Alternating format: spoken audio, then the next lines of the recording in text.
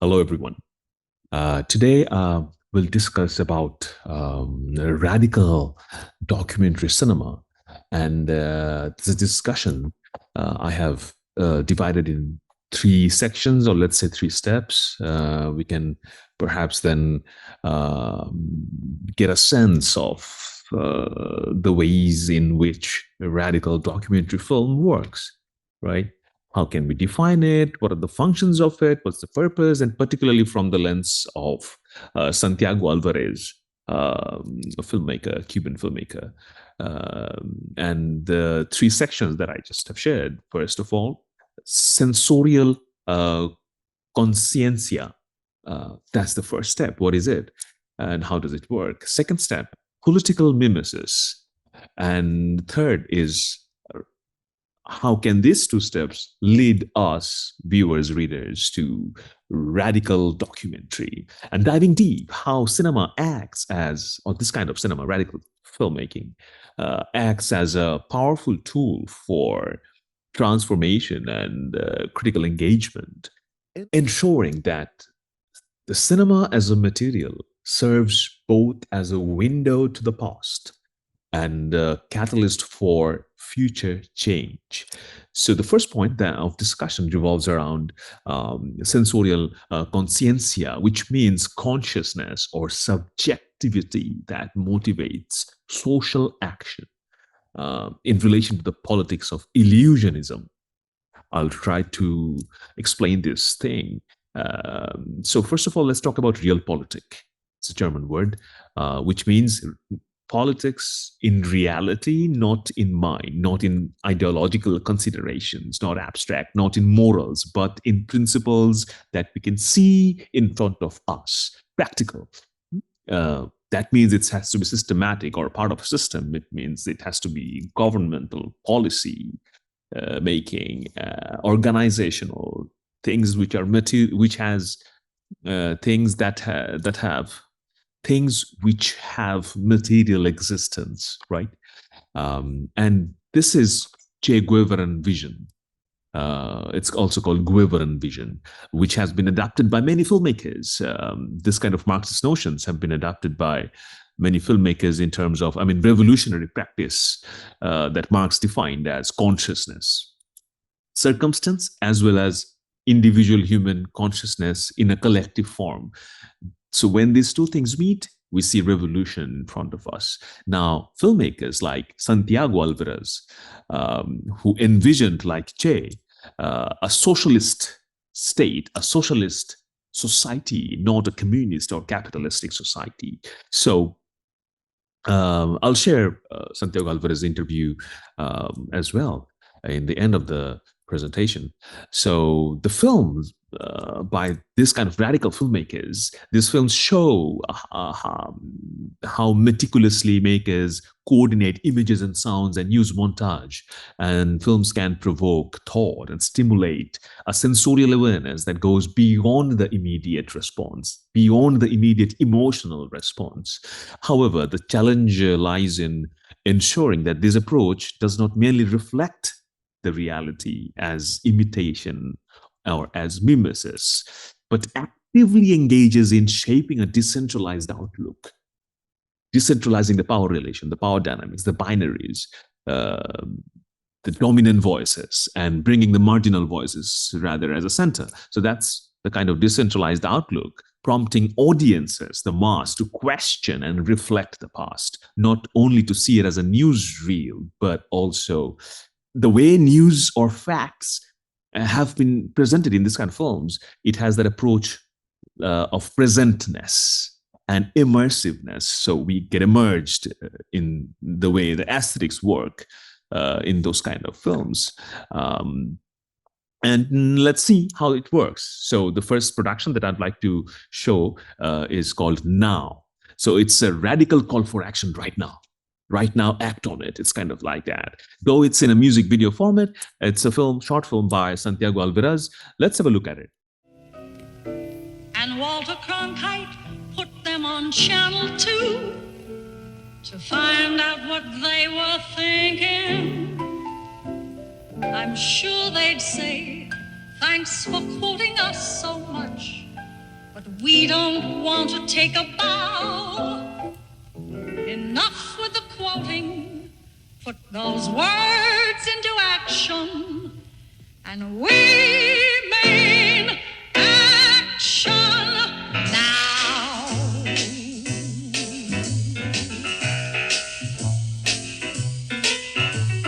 Now is the moment. Now is the moment. Come on. We've put it off long enough. Now, no more waiting, no hesitating. Now, come on, let's get some of that stuff. Hello, I'm back. I hope you enjoyed the short clips that I have shared. Now, talking about 79 Springtimes of Ho Chi Minh, which is our central discussion, the way aesthetics function in this cinema, and the way Alvarez theorized this cinema to be present, not only as a reflection of the past, but also how it is present still now. So those kind of clinical photos of disintended, so those kind of ghastly clinical photos, scarred skin, old scenes of Ho. So these are Alvarez reminders. Many critics say that these explosives still fall on the Indo-Chinese people. No, that horror continues. It's not only a past. And the way it is presented, let's have a look at it. The way the montage works, flower blooms, and then there's a text, we'll make a country 10 times better than this. I'm just translating this as a subtitle, the text that you'll see here right now. Let's have a look at it.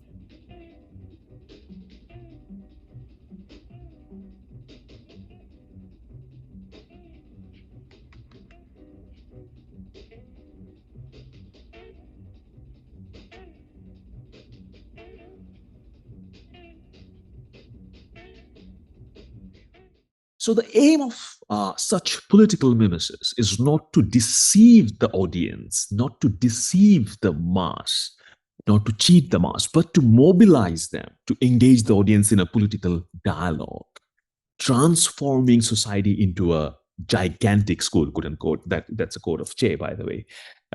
As envisioned by Che Guevara, these filmmakers, like Santiago Alvarez, there are other makers like Union Maids, The Nation Erupts, and The Uprising of 34. And there is an attempt to challenge the dominant ideologies. Let's have a look at a few films of this kind. Then we'll get back to the second step of our analysis, political mimesis.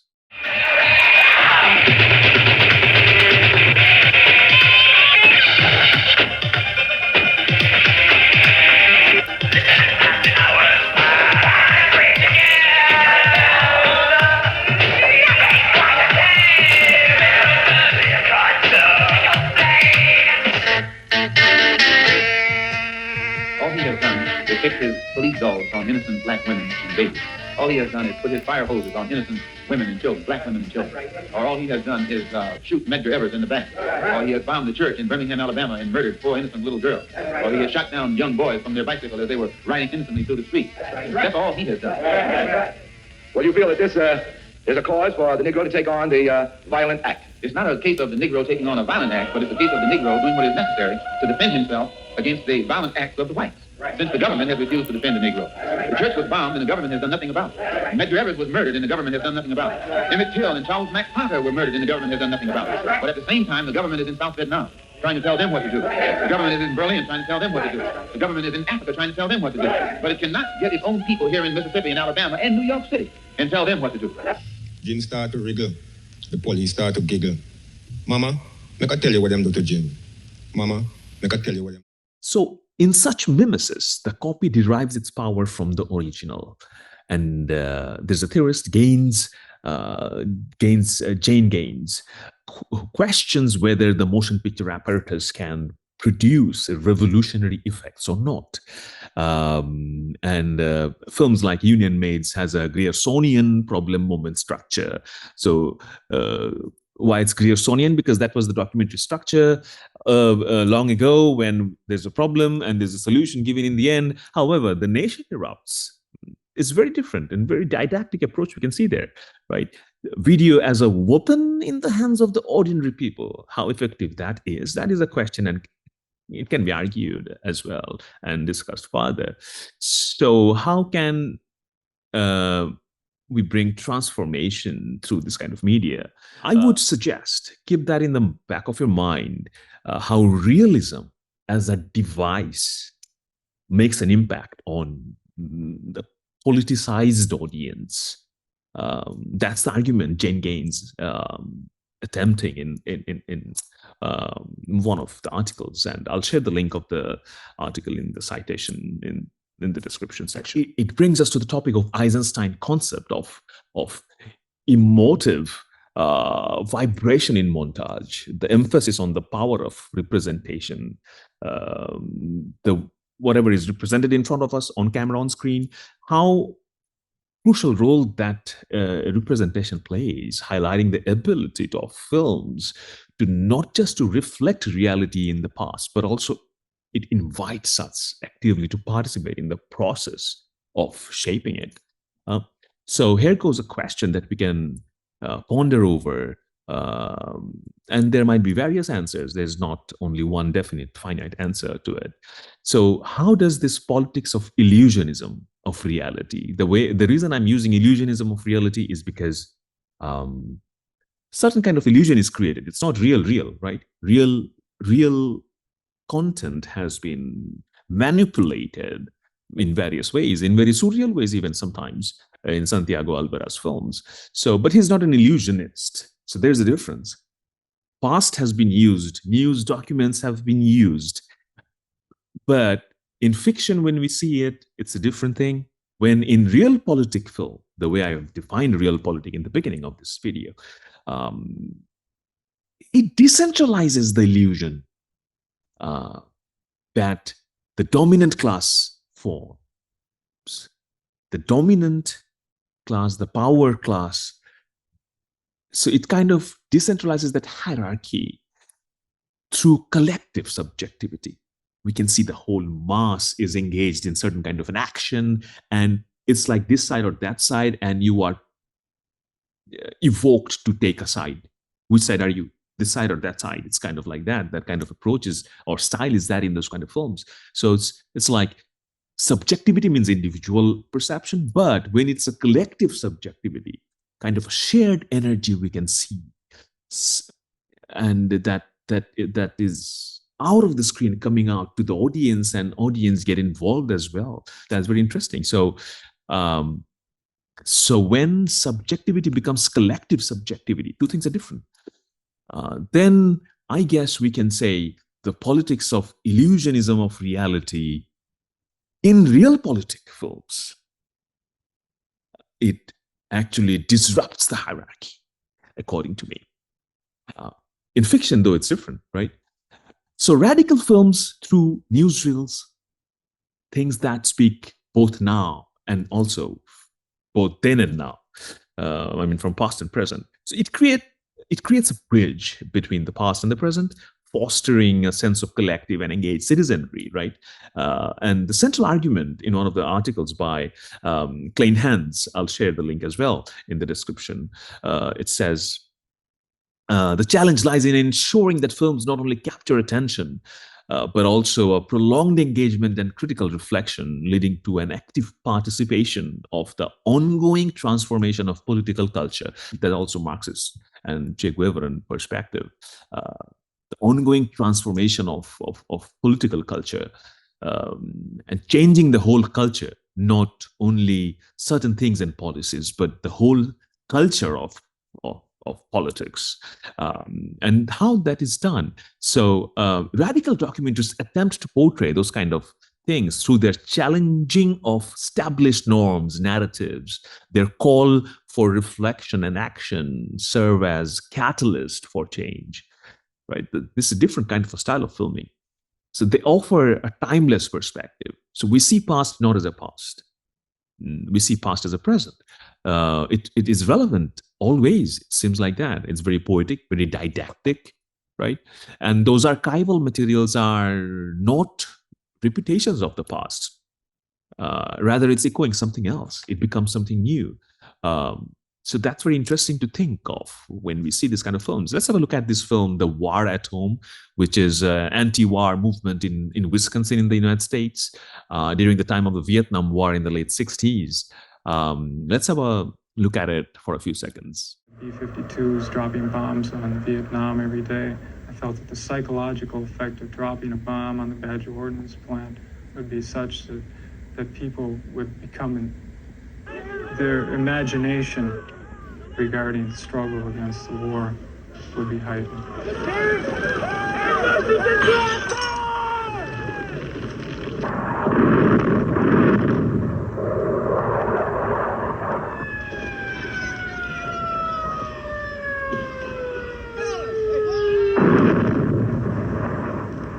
The air war had just simply taken off and intensified dramatically.